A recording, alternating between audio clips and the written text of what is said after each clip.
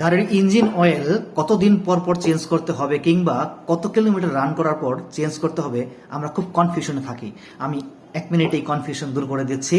আমি জাকারিয়া রাসেল, গাড়ি বিষয়ক এই ধরনের ছোট ছোট টিপস নিয়ে আমি নিয়মিত আপনাদের পাশে আছি।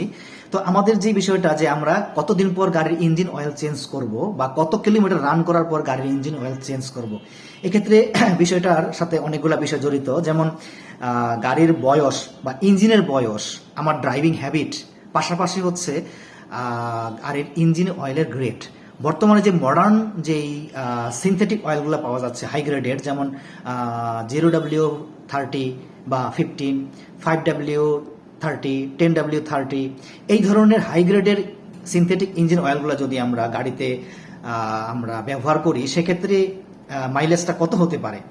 সাধারণত গাড়ি যদি আইডল অবস্থায় থাকে বা গাড়ি আপনি খুব কম রান করেন, সেক্ষেত্রে 6 to 12 মান্থের ভিতরে অবশ্যই আপনাকে গাড়ির ইঞ্জিনের অয়েলটা চেঞ্জ করতে হবে।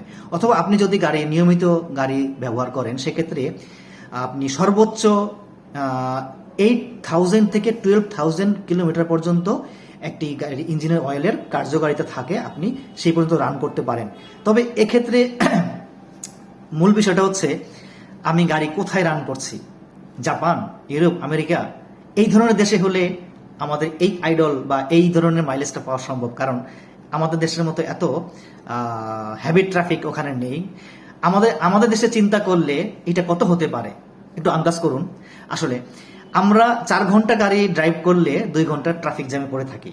তাহলে যখন ট্রাফিক জ্যামে পড়ে থাকি, আমাদের তো গরম বেশি, আমরা এসি ছাড়া চলতে পারি না, আমাদের গাড়িটা চলতে থাকে, এসি চলতে থাকে। এসি চললে এমনিতেই গাড়ির ইঞ্জিনে প্রেসার পড়ে। সেক্ষেত্রে হচ্ছে যদি আইডল থাকে, ইঞ্জিনটা আইডল থাকা অবস্থায় 700 বা 800 অথবা 1000 RPM এ গাড়িটা আইডল অবস্থায় রান করছে। যতক্ষণ ইঞ্জিন রান করছে ততক্ষণ কিন্তু আপনার এই ইঞ্জিন অয়েলের কার্যকারিতাটা আস্তে আস্তে আস্তে আস্তে কমতেছে। তো সেক্ষেত্রে আমরা যদি এই ট্রাফিক জ্যামকে চিন্তা করি, আমাদের ড্রাইভিং হ্যাবিটকে চিন্তা করি, আমাদের রাস্তার কথা চিন্তা করি, আমরা এসি চালানোর কথা চিন্তা করি, তাহলে এটা কত হতে পারে?